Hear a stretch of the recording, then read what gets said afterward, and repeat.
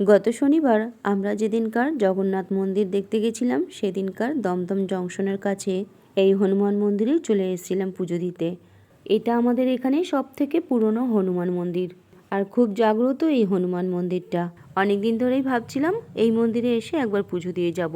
এই মন্দিরে আমার এই প্রথম আসা। মন্দিরের সামনেটা তোমাদের দেখালাম, মন্দিরের পিছনটা এটা। আর মন্দিরের দেওয়ালের ওপরে রাম সীতার ফটো রয়েছে। আর হনুমানজির মন্দিরে রাম সীতার ফটো তো থাকবেই। আর মন্দিরের ভেতরের এই জায়গাটায় সবাই মানত করে গিট বেঁধে রেখে দিয়েছে। পুজো দেবো বলে মন্দিরের ভেতরে চলে এসেছি। লাইনে দাঁড়িয়েছিলাম পুজো দেওয়ার জন্য, আর চলে এসছে এখন লাইন।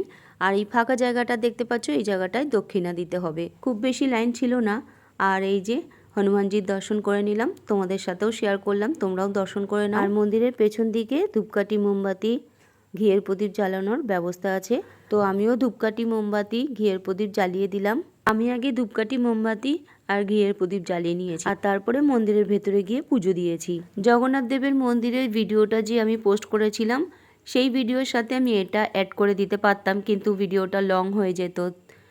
আর লং ভিডিও এখন কেউ দেখে না সেরকম করে, তাই ছোট ছোট ভিডিও করে পোস্ট করেছি। দেখো এই জায়গাটা দেখতে কত সুন্দর লাগছে, আমার তো ভীষণ ভালো লাগছে। বছরের শুরুতেই হনুমানজির দর্শন পেলাম। হনুমানজি সবাইকে ভালো রাখুক, সুস্থ রাখুক এই কামনা করি।